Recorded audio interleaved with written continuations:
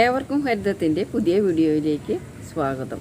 നമ്മൾ ഗ്രോ ബാഗിൽ തക്കാളി കൃഷി ചെയ്യുമ്പോൾ നമ്മൾക്ക് വേണ്ടത്ര വിളവ് കിട്ടാറില്ല. ഇതിൻ്റെ കാരണങ്ങൾ എന്താണ്, ഇതിനുള്ള പ്രതിവിധി എന്താണ്, ഇതിനെ പറ്റിയിട്ടുള്ള വീഡിയോ ആണ് ഇന്ന്. അപ്പോൾ നമുക്ക് വീഡിയോയിലേക്ക് കിടക്കാം. സാധാരണ തക്കാളി കൃഷിക്ക് യോജിച്ച മണ്ണ് ക്ഷാരഗുണമുള്ള മണ്ണാണ്. കേരളത്തിൽ ഇത് പാലക്കാട് ജില്ലയിലെ ചിറ്റൂർ താലൂക്കിൽ മാത്രമേ ക്ഷാരഗുണമുള്ള മണ്ണുള്ളൂ. അതിൻ്റെ ആ മണ്ണിൻ്റെ പ്രത്യേകത എന്താണെന്ന് വെച്ചാൽ കാൽസ്യത്തിൻ്റെയും പൊട്ടാസ്യത്തിൻ്റെയും അളവ് കൂടുതലാണ്, നൈട്രജനും ഫോസ്ഫറസും കുറവാണ്. തക്കാളി കൃഷിക്ക് അനുയോജ്യമായ മണ്ണ് 6 മുതൽ 8 വരെ pH ലെവലിലുള്ള മണ്ണാണ്. കേരളത്തിലെ മണ്ണ് അസിഡിക് സ്വഭാവമുള്ളതാണ്. ഇതിന് കാരണം ശക്തിയായ മഴയിൽ ക്ഷാരഗുണങ്ങളുള്ള കാൽസ്യം, മാഗ്നീഷ്യം, പൊട്ടാസ്യം ഈ 3 മൂലകങ്ങളും ജലത്തിൽ ലയിച്ച് പെട്ടെന്ന് മണ്ണിൽ നിന്നും നഷ്ടപ്പെടും. അങ്ങനെ മണ്ണ് പുളിരസമുള്ളതായിട്ട് മാറും. ഈ അസിഡിക് സ്വഭാവമുള്ള മണ്ണിൽ ഇരുമ്പ്, മാംഗനീസ്, അലൂമിനിയം ഈ 3 മൂലകങ്ങൾ, ഈ ലോഹങ്ങൾ പെട്ടെന്ന് അലിയാൻ തുടങ്ങും. നമ്മൾ ചെടികൾക്ക് ഇട്ട് കൊടുക്കുന്ന ഫോസ്ഫറസ് വളങ്ങൾ, അതായത് ഒരു ചെടിയുടെ വളർച്ചയ്ക്ക് വേണ്ട പ്രധാന മൂലകമാണ് ഫോസ്ഫറസ്. ഈ ഫോസ്ഫറസുമായി ചേർന്ന് സംയുക്തമായി മാറി ചെടിക്ക് ഇത് കിട്ടാതെ പോകും. അങ്ങനെ ചെടിയിലുള്ള ഉൽപ്പാദനം കുറയും, വളർച്ച കുറയും. അതുകൊണ്ട് ഈ മണ്ണിൻ്റെ അസിഡിറ്റി മാറ്റാൻ വേണ്ടിയിട്ട് നമ്മൾ കുമ്മായം മണ്ണിൽ ചേർത്ത് കൊടുക്കണം. അപ്പോൾ കുമ്മായം ചേർക്കുന്നത് കൊണ്ടുള്ള ഗുണം എന്താണെന്ന് വെച്ചാൽ ഒരു ചെടിക്ക് ആവശ്യമായ സെക്കൻഡറി മൂലകമായ കാൽസ്യം കിട്ടും, മണ്ണിൻ്റെ പുളിപ്പ് രസവും മാറും. തക്കാളി ചെടിക്ക് കൂടുതലായി ആവശ്യമുള്ള ഒരു സെക്കൻഡറി മൂലകമാണ് കാൽസ്യം. അതിൻ്റെ കായ സെറ്റാവുന്നതിനും നല്ല വലിപ്പം വയ്ക്കാനും പ്രതിരോധ ശക്തിക്കുമെല്ലാം കാൽസ്യം കൂടുതലായിട്ട് ആവശ്യമുള്ളതാണ്. ഇനി രണ്ടാമതായി, ഒരു ചെടി ആരോഗ്യത്തോടും രോഗപ്രതിരോധ ശേഷിയോടും കൂടി വളരാൻ കാർബൺ ആവശ്യമാണ്. അപ്പോൾ എങ്ങനെയാണ് കാർബൺ ചെടിക്ക് ലഭിക്കുക എന്നുള്ളത് ഒരു സംശയമുണ്ടാവുക. ഉണങ്ങിയ ജൈവ വസ്തുക്കൾ മണ്ണിൽ ചേർത്താണ് കാർബണിൻ്റെ അളവ് വർദ്ധിപ്പിക്കുന്നത്. കരിയില, ചകിരിച്ചോറ്, ഉമിക്കരി മുതലായവയിൽ ധാരാളം കാർബണുണ്ട്. കരിയിലയും ചകിരിച്ചോറും കമ്പോസ്റ്റാക്കി ഇട്ട് കൊടുക്കുന്നതാണ് കൂടുതൽ നല്ലത്. ഇതിൽ നൈട്രജനും അതേപോലെ തന്നെ സൂക്ഷ്മ മൂലകങ്ങളും ധാരാളം അടങ്ങിയിട്ടുണ്ട്. കരിയിലയും ചകിരിച്ചോറും കമ്പോസ്റ്റ് ആക്കുന്നതോടുകൂടി നല്ലൊരു ജൈവവളമായി തീരുന്നു. ഇനി ഉമിക്കരിയിൽ എങ്ങനെയാണ് കാർബൺ ഉള്ളത് എന്ന് നോക്കാം. അപ്പോൾ ഉമി കത്തിക്കുമ്പോൾ കുറച്ച് ഉമി കത്താതെ കിടക്കും. ഇതിൽ ധാരാളം കാർബൺ ഉണ്ട്, കൂടാതെ പൊട്ടാസ്യമുണ്ട്, സെലീനിയം എന്ന മൂലകവുമുണ്ട്. അപ്പോൾ ഈ 3 മൂലകങ്ങളും ഒരുമിച്ച് കിട്ടുന്നതിനുള്ള ഒരു എളുപ്പ വഴിയാണ് ഉമിക്കരി. ഇപ്പോൾ തക്കാളി വളർത്താൻ പറ്റിയ ഒരു കാലാവസ്ഥയാണ് കേട്ടോ. ഇപ്പം മഴയൊക്കെ മാറി നല്ല വെയിൽ വന്നു തുടങ്ങി, നല്ല കരുത്തോടു കൂടി ചെടി വളരുന്നുണ്ട്. ഇതിലൊക്കെ കായ പിടിച്ചു തുടങ്ങി. ഇത് കണ്ട, അടിയിൽ തന്നെ കായ്ച്ചുണ്ട്.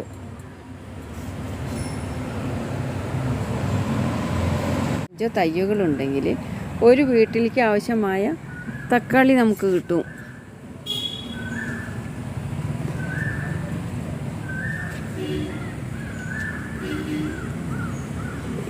ഇത് എണ്ണം കുറവാണെങ്കിലും ഇതിൻ്റെ തക്കാളിക്ക് നല്ല വലിപ്പമുണ്ട് കേട്ടോ.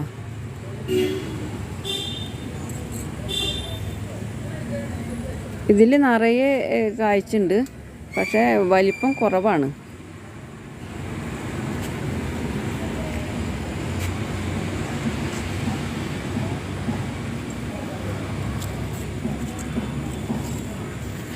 ചെടി നല്ല കരുത്തോടു കൂടിയുള്ളതിന് ഒരു പ്രധാന കാരണം മണ്ണിൽ ധാരാളം കാർബണും കാൽസ്യവും ഉള്ളത് കൊണ്ടാണ്.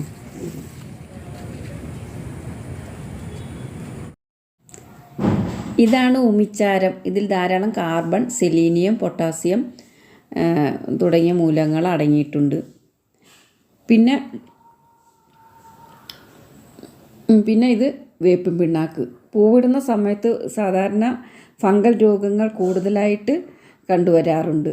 അപ്പോൾ അത് തടയാൻ മണ്ണിൽ വേപ്പിൻ പിണ്ണാക്ക് ചേർക്കണം. പിന്നെ മുട്ടത്തോട് പൊടിച്ചതാണ്. ഇതിൽ ഓർഗാനിക്കായ കാൽസ്യം അടങ്ങിയത് കൊണ്ട് നമുക്ക് ഏത് വളത്തിനോടൊപ്പവും ചേർക്കാം. പിന്നെ കുറച്ച് പച്ചിലയും കൂടി ചേർക്കും. ഇതാണ് പൂവിടുന്നതിന് തൊട്ട് മുമ്പായിട്ട് തക്കാളി ചെടികൾക്ക് കൊടുക്കുന്ന വളം.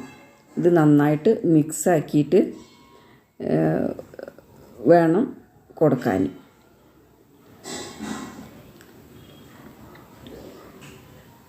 ഇതാണ് പച്ചില. ഇതിൽ പുൽവർഗത്തിൽപ്പെട്ട പെട്ടെന്ന് അഴുകുന്ന ഇലകളാണ്.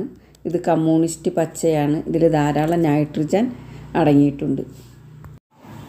ഇനി ചെടിച്ചട്ടിയിൽ മണ്ണൊന്ന് ഇളക്കണം. അപ്പോൾ ശരിക്കും നല്ല വേരോട്ടം കിട്ടാൻ വേണ്ടിയിട്ട് ഇടയ്ക്ക് മണ്ണ് ഇളക്കി കൊടുക്കുന്നത് നല്ലതാണ്.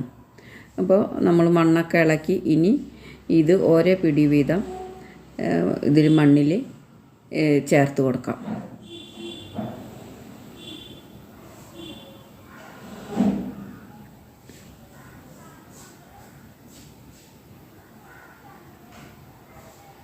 അങ്ങനെ എല്ലാ ചെടിച്ചട്ടികളിലും ഇപ്പോൾ വളം ഇടൽ കഴിഞ്ഞു.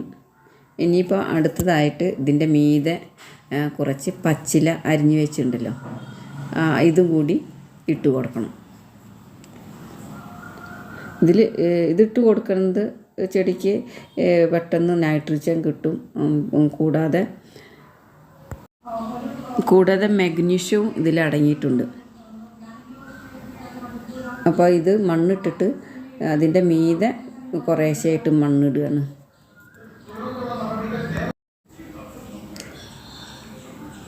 അപ്പോൾ മണ്ണിട്ട് കൊടുത്തു. ഇപ്പോൾ ചെടിയിൽ ഓരോ പൂവുകളൊക്കെ വന്ന് തുടങ്ങിയിട്ടുള്ളൂ കേട്ടോ. അപ്പോൾ നമ്മൾ പൂവിടുന്നതിന് മുമ്പായിട്ട് വേണം വളം കൊടുക്കാൻ. അപ്പോൾ ബാക്കിയുള്ള മണ്ണ് ഇതിൻ്റെ മീതെ കൂടെ ഈ വളത്തിൻ്റെ മീതെ, ഇലയുടെ മീതെ ഇടുകയാണ്.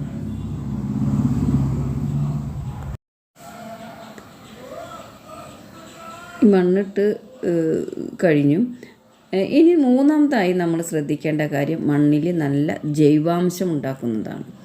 നല്ല ജൈവാംശമുള്ള മണ്ണ് വേണം കൃഷിക്ക്. നമ്മൾ കൊടുക്കുന്ന ജൈവവളത്തെ വിഘടിപ്പിച്ച് ചെടിക്ക് വലിച്ചെടുക്കുന്ന രൂപത്തിലാക്കി കൊടുക്കുന്നത് മണ്ണിലെ സൂക്ഷ്മജീവികളാണ്. അപ്പോൾ സൂക്ഷ്മജീവികളുടെ വളർച്ചയ്ക്ക് ജൈവവളങ്ങൾ, പ്രത്യേകിച്ച് ചാണകത്തിലുള്ള സൂക്ഷ്മജീവികൾ സഹായിക്കുന്നു. പുളിപ്പിച്ച ചാണക സ്ലറിയിൽ ധാരാളം സൂക്ഷ്മജീവികൾ അടങ്ങിയിട്ടുണ്ട്. അപ്പോൾ ചെടിക്ക് നമ്മൾ ഇട്ട് കൊടുക്കുന്ന ഈ വളങ്ങൾ വിഘടിപ്പിച്ച് ചെടിക്ക് വലിച്ചെടുക്കാൻ പാകത്തിലാക്കി കൊടുക്കുന്നത് ഈ സൂക്ഷ്മജീവികളാണ്. നല്ല വായുസഞ്ചാരം കിട്ടാനും നല്ല വെയിലേൽക്കാനും സൂര്യപ്രകാശം കിട്ടുന്നതിന് വേണ്ടി ഈ ശാഖകൾക്കിടയിലുള്ള ചെറിയ ഈ സക്കറുകൾ എന്ന് പറയും, ചെറിയ നാമ്പുകൾ നമ്മൾ മുറിച്ച് മാറ്റണം. തക്കാളി പൂവിടുമ്പോൾ ശരിയായി പരാഗണം നടക്കാൻ വേണ്ടിയിട്ട് തേനീച്ചകൾ ഉണ്ടാവും. പക്ഷേ തേനീച്ചകൾ ഇല്ലെങ്കിൽ നമുക്ക് ഇതിൻ്റെ ഈ തണ്ട് ചെറുതായിട്ടൊന്ന് തട്ടി കൊടുത്താൽ പരാഗണം നടക്കും.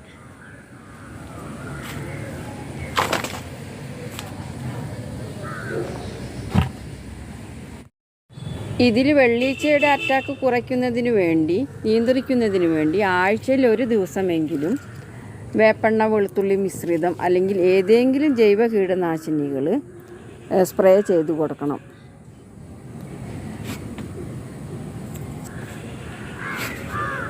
ഈ കാര്യങ്ങൾ ശ്രദ്ധിക്കുകയാണെങ്കിൽ നമുക്കും നമ്മുടെ അടുക്കളത്തോട്ടത്തിൽ നിന്ന് തക്കാളി കൃഷിയിൽ മികച്ച വിളവ് ഉണ്ടാക്കിയെടുക്കാൻ സാധിക്കും. നിങ്ങളും ഇതേപോലെ ഒന്ന് ട്രൈ ചെയ്ത് നോക്കൂ.